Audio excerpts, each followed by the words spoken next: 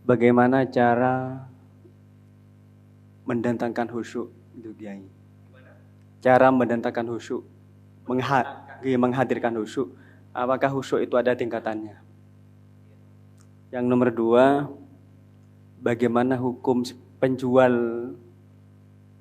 bahan pokok itu tapi tukunya itu buka setiap hari tapi itu permanen sudah Kiai di kalangan seperti ini.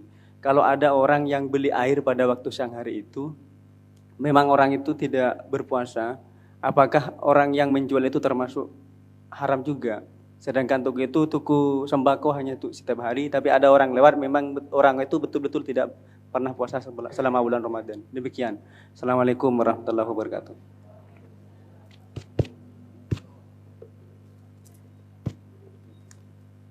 Pertanyaan pertama, bagaimana cara mendatangkan khusyuk? Khusyuk itu anugerah dari Allah.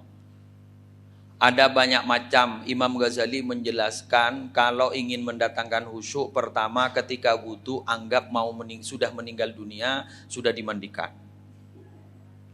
Ketika mau sholat, anggap itu sudah berada di keranda mayat, katel. Ya, kalau mau khusyuk katanya. Ini usaha-usaha macam-macam. Sesampainya pada waktu di masjid, kita sholat seakan-akan sudah menghadap Allah, mempertanggungjawabkan amal. Malah ada cara lagi dari ulama tasawuf, ada cara lagi. Begini katanya, kalau itu sudah sama-sama tidak bisa, anggap kita sekarang ada guru kita yang paling kita segani berada di depan. Malu kita untuk sholat tidak bagus. Nanti itu hilang sendiri, ketika itu langsung menghadap Allah. Ini hanya sebagai apa? Sebagai sarana saja. Macam-macam. Ada orang yang mau khusyuk itu dengan cara langsung seperti ihsan. Maaf, ihsan kan kita ada iman, Islam, ihsan. Ihsan itu menyembahlah kamu kepada Allah seakan-akan kamu bisa melihat Allah. Kalau tidak bisa, yakini kalau Allah melihat dirimu. Itu begitu. Macam-macam anugerah itu. Usahakan apa yang Anda bisa dengan cara apa saja, nanti anugerah itu baru datang. Perkara tetap tidak datang, tetap usaha. Begitu ya. Khusyuk yang tertinggi, ya tidak ada yang ada di dalam dirinya kecuali hanya Allah satu. Itu khusyuk tertinggi. Khusyuk selanjutnya masih terdengar, suara orang masih terdengar, mata masih melihat kepada yang lain, masih. Tapi tetap khusyuk. Yang penting satu, kita harus berusaha untuk khusyuk. Perkara tidak diberikan, itu berarti masih belum waktunya. Yang penting kita usaha sudah. Jelas ya? Oleh karena itu, kita berusaha untuk sholat yang memang pahalanya lebih besar. Apa? Sholat berjamaah. Begitu ya. Yang kedua, bagaimana kasus tentang orang yang menjual sembako, tapi tiap hari jual sembako.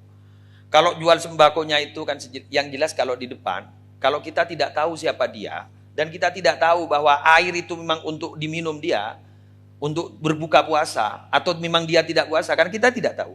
Bisa saja orang itu melakukan perjalanan jauh, kan begitu ya.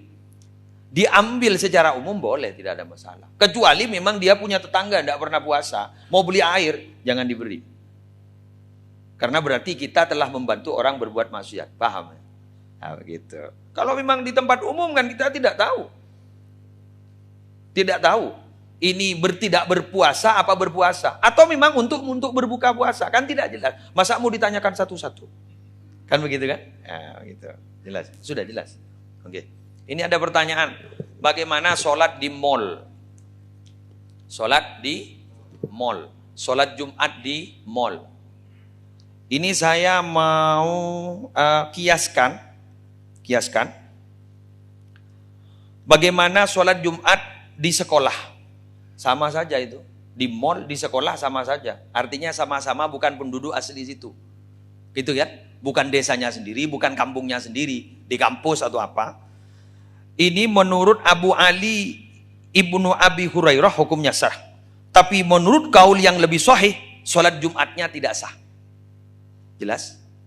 Ini kasus sholat Jumat. Sholat Jumat di mall atau sholat Jumat di sekolah. Itu hukumnya apa? Kalau mau mengikuti pendapat Ibnu Ali Ibnu Abi Hurairah, hukumnya sah. Kalau menurut kaul yang lebih sahih, hukumnya tidak sah. Pendapat ini didukung oleh Abu Ishaq, juga Al-Mahamili, juga Imam Al-Haramain, Al-Bughawi, Al-Mutawalli, dan lain-lain. Ini referensinya dalam kitab Muhadzab, juz 1, Shahifah 110. Di dalam kitab Majmu' Syarah Muhadzab, juz 4, Shahifah 420. Ini saya ambil dari situs PIS KTB. PIS KTB. Silakan, ada pertanyaan lain? Assalamualaikum warahmatullahi wabarakatuh. Assalamualaikum warahmatullahi wabarakatuh. Tadi sempat disinggung masalah mandi dengan cara menyebur itu dimakruhkan. Ya. Tapi saya menemukan ibarah lain dari salah satu kitab. Salah satu makruhnya puasa itu duhulil hammam ba'da zawal. Nah, saya ini kurang paham. Mohon klarifikasi yang lebih jelas Pak Kiai. Terima kasih kami. Assalamualaikum warahmatullahi wabarakatuh. Assalamualaikum warahmatullahi. Bagus. Ini pertanyaan yang kayak gini luar biasa. Artinya baca, bukan katanya. Artinya tidak tentu katanya siapa. Ini kan dari kitab. Ini menemukan satu ibarah bahwa dukhulul hammam ba'da zawal itu makruh.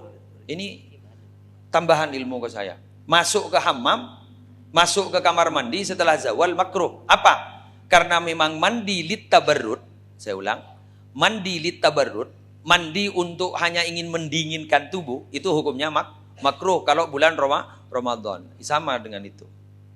Kalau setelah zawal, mandi littabarrud. Kan mandi itu kalau mandi wajib dan mandi sunnah, walaupun airnya itu terlanjur masuk, hukumnya kan tidak batal. Kalau terlanjur masuk, kecuali memang dimasukkan. Jelas ya? Kalau mandinya hanya litabarrud, tahu-tahu ada air yang masuk ke kuping, ke telinga, batal. Masuk ke mulut, ke jauf, batal.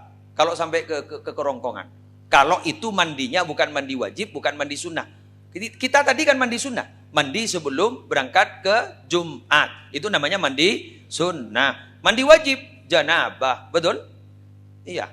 Kalau mandinya mandi biasa, bukan mandi Jumat. Hanya mandi pagi untuk mandi pagi. Kalau ini terlanjur masuk, batal. Kalau terlanjur masuk. Tapi kalau mandinya mandi wajib dan mandi sunnah, terlanjur masuk, itu tidak batal. Kecuali memang dimasukkan. Paham ya? Paham. Gimana? Silakan. Iya. Berarti kalau diniatkan mandi itu diniatkan litabarrud, tidak makruh Pak Kiai. Mandi tabarrud makruh. Tabarrud itu apa? Ya maksudnya selain tabarrud. Oh, begini. Mandi itu yang tidak makruh adalah mandi sunnah. Paham? Mandi sunnah. Kalau mandinya itu hanya mandi setelah zawal, itu mandinya adalah mandi untuk mendinginkan diri, tabarrud. Mandi loh, mandi. Biar seger gitu loh. Itu yang dimaksud dengan masuk ke hammam setelah zawal. Masuk ke jeding setelah zawal. Karena setelah zawal, setelah tergelincirnya matahari, pas waktu kita pas lelah-lelahnya, letih-letihnya, kemudian sampean biar seger mandi, itu makruh. Itu loh. Ada yang berpendapat begitu. Jadi masuk ke jeding, untuk mandi, ya mandi biasa, bukan mandi sunnah. Kalau mandi sunnah tidak ada masalah. Ya mandi seger, mandi bau. Kan memang bau itu memang kalau bulan puasa memang sangat dihargai. Bahkan barusan kita sholat Jumat, biasanya kalau di luar Ramadan kita pakai harum-haruman. Pas Ramadan jangan. Gitu. Paham? Monggo Kak, sekali lagi. Ayo, enggak apa-apa. Kurang jelas. Enggak apa-apa, mari. Kalau misalnya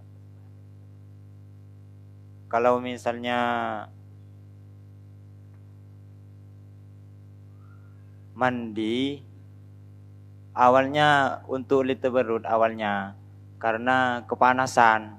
Karena kepanasan awalnya untuk litabarrud.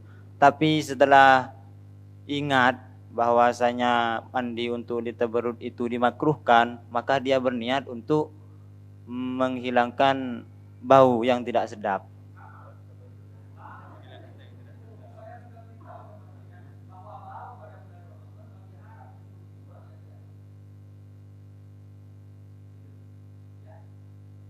Justru dibuangnya itu, dihilangkan bau ketika bulan Ramadan, sama seperti kita pakai harum-haruman. Kan ini memakai minyak wangi kan untuk menghilangkan bau kan.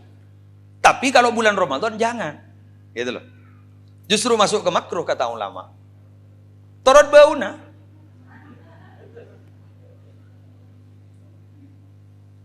Sudah. Kejadian di realita yang ada, Gimana? di realita yang ada masih banyak masyarakat yang mandi ketika masuk waktu duhur. Kalau masuk sholat Jumat kan itu disunahkan Ya. harus. Kalau selain hari Jumat, di realita yang ada masyarakat tetap banyak mandi. Ya kalau mau mengikuti pendapat yang sambian ucapkan itu makruh. Wong masuk jedingnya saja setelah zawal makruh. Apalagi mandi. Sambian dapat dari mana itu? Kalau tidak keliru di kitab Tuhfatut Tulab. Tuhfatut Tulab, iya. Iya. Tuhfatut Tulab. Iya, kalau memang ada, ya kalau mau mengikuti pendapatnya sampean yang dibaca itu masuk ke kamar mandi saja. Setelah zawal untuk mandi itu saja, apalagi mandi. Makruh. Paham ya? Tapi ini tidak sampai membatalkan puasa, cuma makruh. Sampean pakai wangi-wangian takut orang takut semaput. Khawatir semaput, mendengar baunya sambian, ya silahkan, tidak ada masalah. Kan begitu kan? Ya? Lain, beda. Kecuali memang tubuhnya itu memang ada najis, kan begitu. Oke, akan saya lihat dalil yang pas, akan saya cari dalil yang sambian itu di mana? Tuhfatut Tulab. Kok kalau tidak salah ya, nanti saya cari besok nanti saya jawab. Apa memang betul ada itu dalil yang sampean itu, saya jawab besok ya. Ya, biar jelas. Oke, lanjutkan. Tapi yang saya baca barusan makruhnya puasa tidak ada itu. Yang barusan itu tidak ada. Silakan. Assalamualaikum warahmatullahi wabarakatuh. Assalamualaikum warahmatullahi wabarakatuh. Pertanyaannya di luar tema gitu. Dalam kehidupan sehari-hari Kak Dinto kita membutuhkan air untuk ibadah, untuk wudhu, mandi dan segala semacamnya. Ini sumbernya ini kebanyakan di masyarakat ada sebagian itu kan memerlukan arus listrik. Memerlukan arus listrik itu sanyonya itu ambil dari PLN tanpa jalur resmi. Iya, ada yang langsung jalur resmi, juga ada sebagian masyarakat ini yang mengadakan itu malah aparat. Sudah, tidak apa-apa, tapi bayarnya ke masjid gitu. Bayarnya ke masjid untuk mengganti itu bayar ke masjid. Yang saya tanyakan itu gimana? Terima kasih. Assalamualaikum. Pertanyaan ini sama seperti kencing di jeding masjid. Gitu ya. Masjid itu membuat kamar mandi itu adalah khusus bagi orang yang mau sholat. Tapi orang yang melakukan perjalanan itu tidak masuk di situ. Tapi kenapa kita kok sering kencing di jeding masjid? Sering kencing di jeding masjid? Jalan keluarnya ada dua. Satu, setelah kencing, yang pertama adalah membayar sesuai seperti harga-harga yang biasa. Kencing 1.000 apa 2.000, kalau berak sekian, kan begitu kan ada kan? Satu. Yang kedua, harus dengan cara menghilangkan keharumannya itu wudu dan sholat sunat di masjid itu. Wudu, sholat sunat di masjid itu. Setelah itu kita melakukan perjalanan, melanjutkan perjalanan. Begitu. Nah, pas tahu sama ajar. Nah, begitu kalau masalah urusan kencing di masjid. Kencing di masjid. Kencing di toilet masjid. Sedangkan hal ini terjadi air dari sarana di mana dayanya itu mengambil dari masjid. Lampu masjid. Itu boleh? Boleh. Asalkan diganti dengan pembayaran yang layak berapa habisnya. Layak berapa habisnya. Kan yang tidak boleh itu begini, yang haram itu. Orang menyumbang untuk daya masjid tapi dipergunakan di luar kepentingan masjid. Tapi kalau masih ada kembali ke masjid, satu contoh begini. Ini yang disumbangkan ke masjid ini, yang orang menyumbang adalah untuk masjid ini. Tahu-tahu ini mau saya rehab. Ya, mau saya rehab.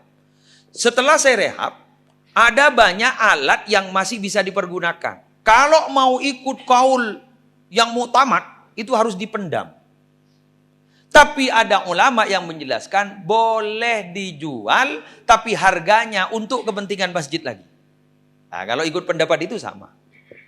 Nah, jadi begitu. Boleh bayar tapi itu untuk masjid. Bayar. Gitu ya? Ya, silakan. Perempuan. Assalamualaikum warahmatullahi wabarakatuh. Assalamualaikum warahmatullahi wabarakatuh. Ini di luar tema Yai. Ada memang seseorang yang setiap harinya itu penghasilannya dari YouTube Yai. Tapi isi YouTube-nya itu hasil dari reupload. Mengambil karya orang lain tanpa seizin orang tersebut. Hasil YouTube itu dia pakai untuk naik haji, umroh, menafkahi anak istrinya dan lain sebagainya. Lalu bagaimana hukumnya Yai? Itu saja. Wassalamualaikum warahmatullahi wabarakatuh.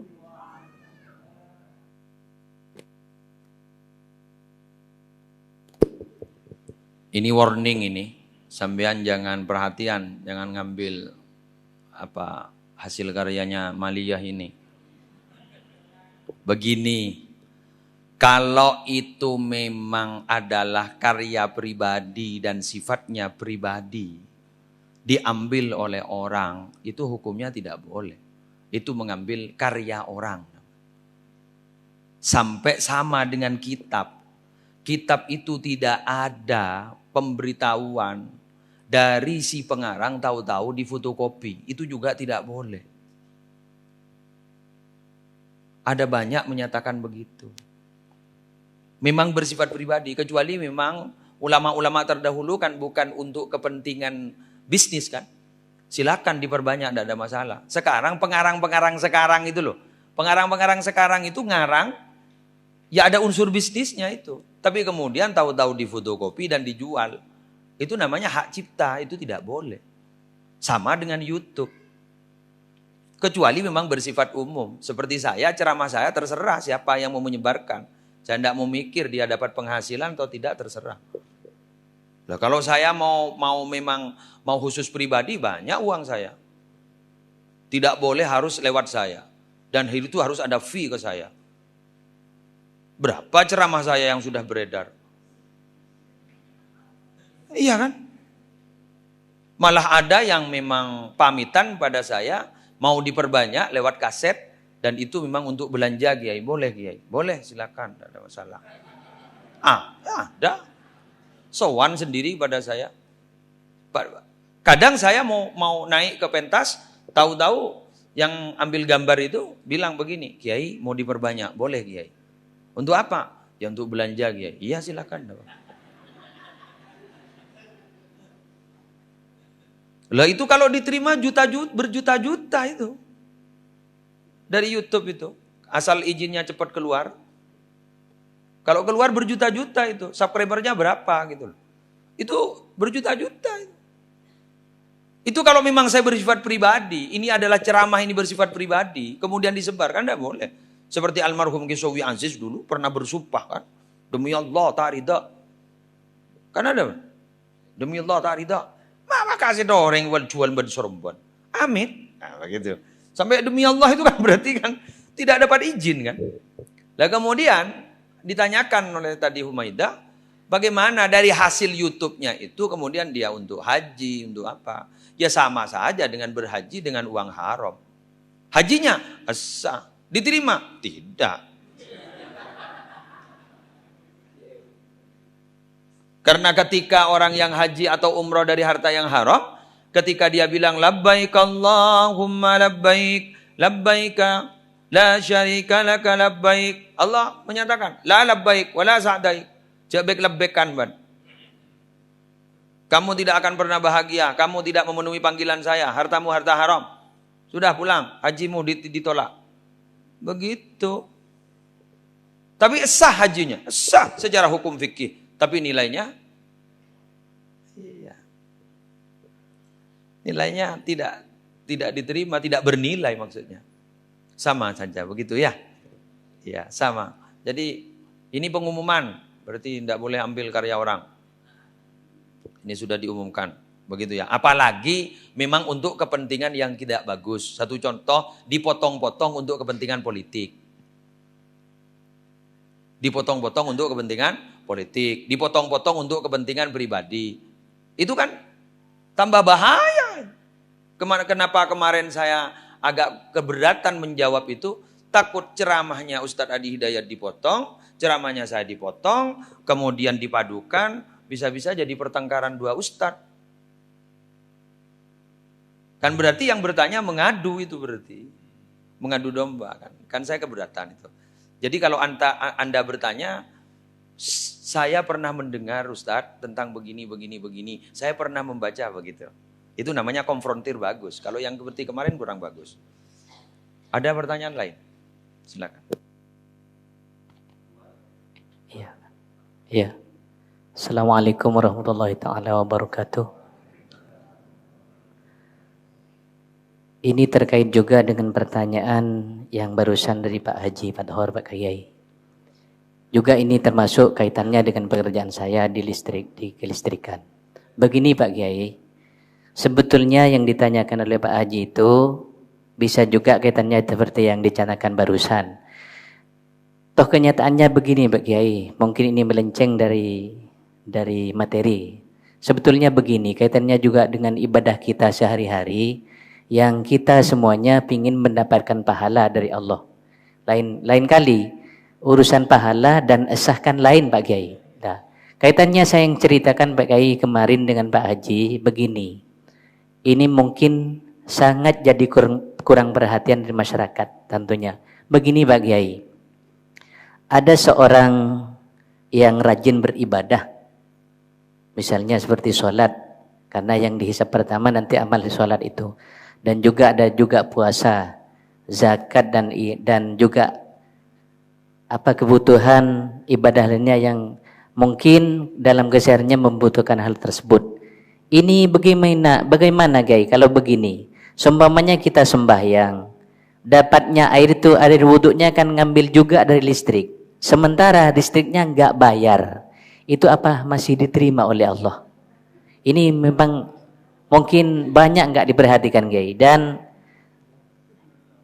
ini kaitan dengan pekerjaan saya mungkin ini sudah 55% yang kurang perhatian.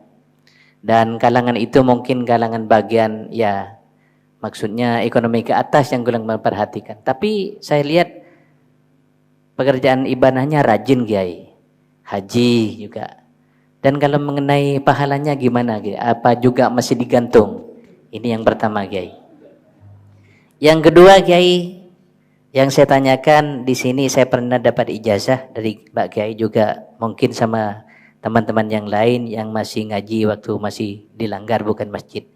Saya pernah punya dapat amalan bahwa amalan itu kalau dibaca ya bisa merepotkan malaikat untuk menilainya.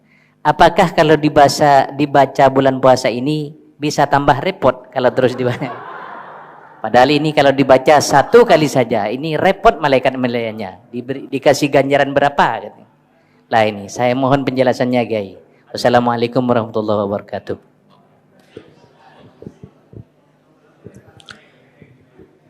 Begini, saya dulu ngasih amalan. Itu ada sholawat merepotkan berapa? 70 malaikat ya. Jadi ada doa begini, jazallahu anna sayyidana Muhammadan sallallahu alaihi wasallam bima huwa ahluhu, begitu. Itu merepotkan 70 malaikat. Jadi dari saking besarnya pahala.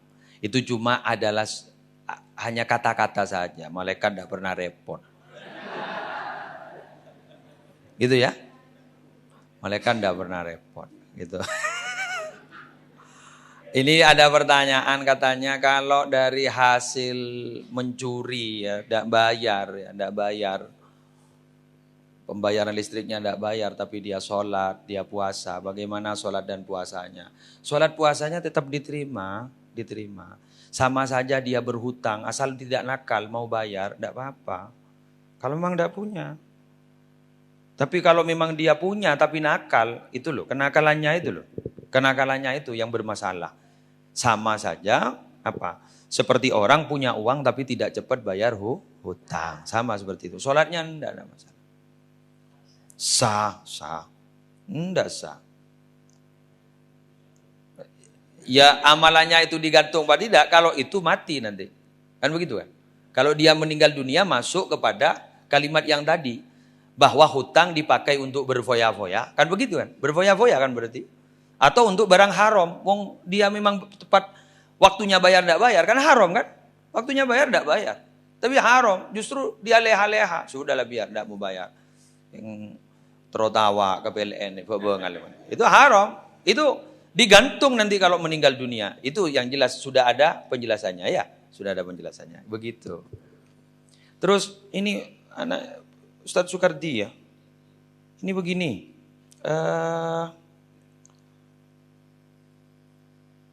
Sebentar. Ini kok saya mendapatkan begini. Duhulul hammam min ghairi hajatin ilai makruh. Sering masuk ke jeding, ke toilet pada bulan Ramadan, tidak punya hajat, cuma biar dingin saja, sering keluar masuk kamar mandi, itu makruh. Itu indah Syafi'i ya, indah Syafi'i. Indah Syafi'iyah yukrahu indah Syafi'iyah in hasala min dzalika ta'addin. Amma man ihtajal hammam li nahwi janabatin. Umpama. Dia itu memang karena junub, memang mau mandi, betul-betul mandi, enggak makruh. Satu contoh, ada najis, ya, datang dari sawah, enggak apa-apa, hilang kemakruhannya. Tapi kalau memang tidak ada kebutuhan, hanya ingin berdingin-dingin, masuk, keluar, masuk, makruh, begitu ya. Apalagi memang dia memang sengaja karena terlalu lemas begitu biar mandi baru makruh. Tapi hanya makruh kok. Hanya makruh, ya, hanya makruh. Enggak masalah. Enggak. Ya kan ini intinya hanya kemakruhan saja. Sesuatu sama seperti Anda merokok, ya. Sama seperti Anda merokok. Kalau mau dihukumi rokok itu makruh. Kalau mau dihukumi haram, tidak masuk di situ. Sama seperti Anda makan berdiri. Jalan-jalan makan, ya itu juga makruh. Gitu loh. Apa makruh itu? Tidak pantas. Gitu loh ya. Menghilangkan fadilah itu tidak pantas. Silakan. Assalamualaikum warahmatullahi wabarakatuh. Yang saya tanyakan, tadi dijelaskan salah satu doa yang sangat mustajab itu adalah doa ketika duduk di antara dua khutbah Pak Kiai. Nah pertanyaannya saya, ketika duduk di antara dua khutbah itu Bilal mengucapkan sholawat. Nah doa itu dibaca setelah Bilal bersolawat dan setelah kita jawab sholawatnya Bilal, atau saat bersamaan Bilal imam duduk kita langsung berdoa. Sedangkan kalau dilakukan seperti itu kita tidak menjawab sholawat. Karena sholawat itu katanya untuk menjawab sholawat itu kan wajib Pak Kiai. Terima kasih mungkin itu. Assalamualaikum warahmatullahi wabarakatuh. Assalamualaikum warahmatullahi wabarakatuh. Baca sholawat dulu. Baca sholawat dulu. Ya enggak usah nunggu dari sana. Enggak usah nunggu Muhammad, enggak usah. Baca sholawat dulu. Allahumma sholli wa sallim ala sayyidina maulana Muhammad, kemudian panjatkan doanya. Jadi begitu, ya. Ya. Ada lain? Silakan. Ini. Mana wanita?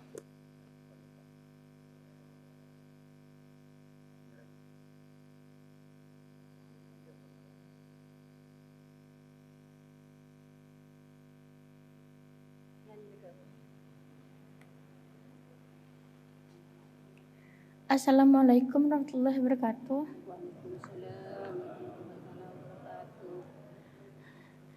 Maaf sebelumnya Pak Kiai, pertanyaan saya di sini di luar tema. Yang pertama yaitu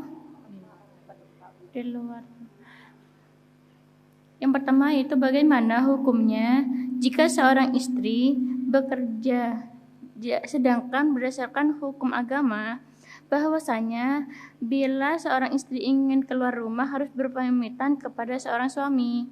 Akan tetapi istri tersebut bekerja dikarenakan keadaan atau kondisi suaminya yang tidak memungkinkan untuk bekerja. Ya, yang kedua, apakah benar Allah Subhanahu wa taala menghadiahkan bulan Ramadan akan kasih sayangnya kepada hambanya? Yang ketiga, benarkah adanya jika kita menjaga salat malam akan diberi syaraf kemuliaan oleh Allah Subhanahu wa taala? Assalamualaikum warahmatullahi wabarakatuh. Assalamualaikum warahmatullahi wabarakatuh. Punya suami tapi undur tidak bisa kerja. Terus apa yang terjadi? Ya kan semua itu kan kewajiban suami. Tapi ternyata suaminya tidak bisa kerja. Kan itu tugas suami. Ya kan berdasarkan agama kan tugas suami kan. Semua pekerjaan itu kan tugas suami kan. Iya.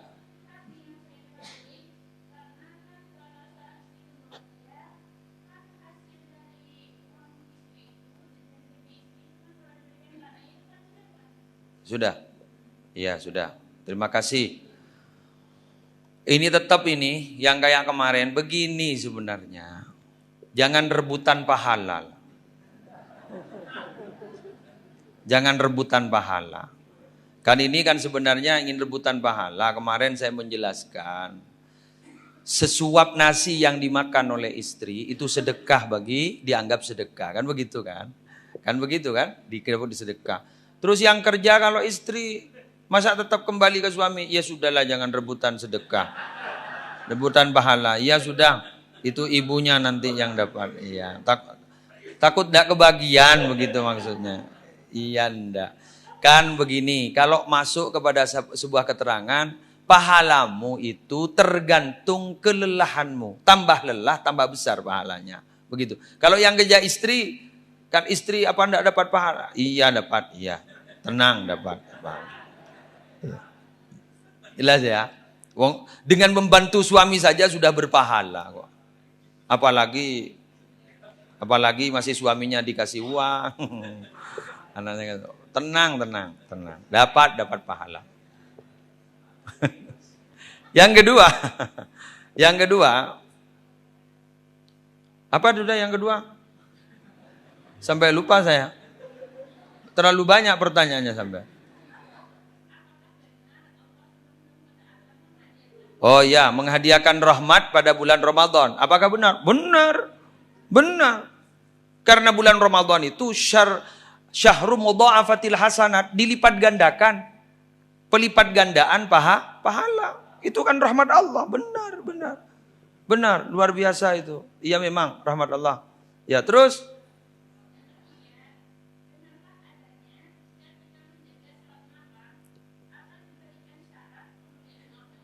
syaraf. Oh, syaraf itu kemuliaan memang sudah. Syaraf itu bahasa Arab. Iya. Apa benar kalau sholat malam itu akan diberikan kemuliaan? Iya. Kemarin kan sudah saya menjelaskan itu. Sholat malam kan ada qiyamul lail, ada sholat tahajud. Tahajud masuk qiyamul lail, gitu loh. Qiyamul lail itu berarti menjaga malam, beribadah di malam hari. Bisa saja kalau qiyamul lail baca Quran, baca sholawat, itu namanya qiyamul lail. Iya, memang diberi kemuliaan. Lakukan. Jangan hanya ditanyakan. Mana lagi sudah? Oh ya, mari silakan Mas. Assalamualaikum warahmatullahi wabarakatuh. Kaitannya sama sunnah puasa yang salah satunya itu adalah beristirahat di saat tarawih itu di 2 salam itu beristirahat. Terus misal kita tarawih di daerah tersebut ngambil 10 salam, Pak. Ngambil 10 salam. Ya, 20 rakaat. Terus kita itu untuk mendapatkan sunnah puasa yang tadi itu, yang istirahat, di saat salam ketiga kita itu tidak sholat, tidak ikut tarawih, artinya kita istirahat.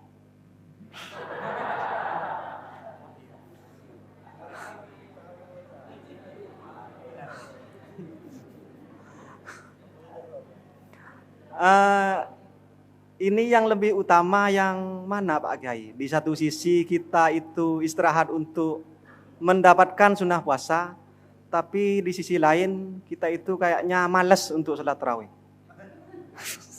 Mohon penjelasannya Pak Kiai. Assalamualaikum warahmatullahi wabarakatuh.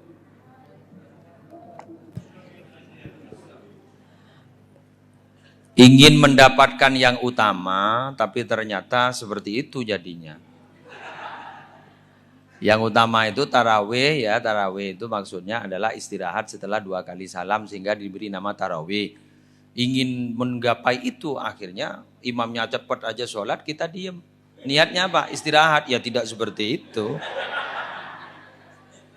Sama seperti cerita saya kemarin, pandangan pertama itu adalah nikmat, pandangan kedua adalah haram. Jadi laki-laki melihat wanita kalau terlihat pandangan pertama itu adalah nikmat, pandangan kedua itu adalah haram. Akhirnya dia tidak berkedip, sama seperti itu. Supaya masuk kepada pandangan pertama terus, tidak masuk kepada pandangan kedua. Enggak, jangan. Ikuti saja sudah walaupun tidak istirahat. Lebih bagus begitu. Ustaz. Assalamualaikum warahmatullahi wabarakatuh. Tadi sudah dijelaskan di dalam bulan Ramadan disuruh banyak berbuat pekerjaan sunnah dan meninggalkan makruh. Sekarang di pekerjaan itu berbenturan, seperti contohnya siwak tadi, itu mana yang lebih didahulukan? Karena itu menyangkut antara mana afdol antara meninggalkan makruh dengan mengerjakan sunnah. Demikian. Assalamualaikum warahmatullahi wabarakatuh. Tadi siwak ya, setelah tergelincir matahari tidak makruh. Terus Imam Nawawi menjelaskan, ya tergelincir matahari makruh. Imam Nawawi menjelaskan tidak makruh. Ini mana yang mau diambil? Sampean asal punya dalil ambil yang mana saja. Saya, loh kok bersiwak? Ya wong ikut Imam Nawawi. Imam Nawawi ahli hadis, Imam Nawawi allamah. Tidak ada masalah. Tapi kalau mengingat dari tekstual hadis bahwa bau mulut orang yang berpuasa itu lebih harum menurut Allah daripada minyak misik, itu sebagai alasan kenapa tidak bersiwak, saya lebih memilih yang makruh, tidak bersiwak. Jadi biar sudah bau-bau sudah terserah. Kan memang malas kan mau bicara kalau Ramadan itu kan. Kan tidak mungkin mengganggu orang lain, sembari ditutup begini. Pada saya, Eki, dari kemak di pasar. Anak pemain top sariawan.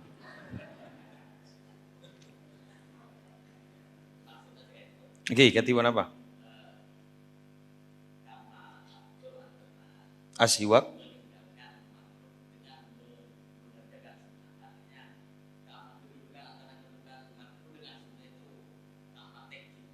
Oh begitu. Kalau meninggalkan melaksanakan sunnah itu hebat itu. Jadi memang kita itu dianjurkan untuk melaksanakan sunnah, terus kemudian kenapa menjadi makruh? Karena menyalahi sunnah, gitu loh. Karena menyalahi sunnah. Karena menyalahi sunnah dianggap makruh. Maka tidak melaksanakan makruh berarti masuk kepada sunnah. Itu sama. Jelas gitu ya? Iya. Itu dari saking hati-hatinya ulama. Dimasukkan kepada hal-hal yang makruh gitu. Jelas ya? Ya. Saya kira cukup.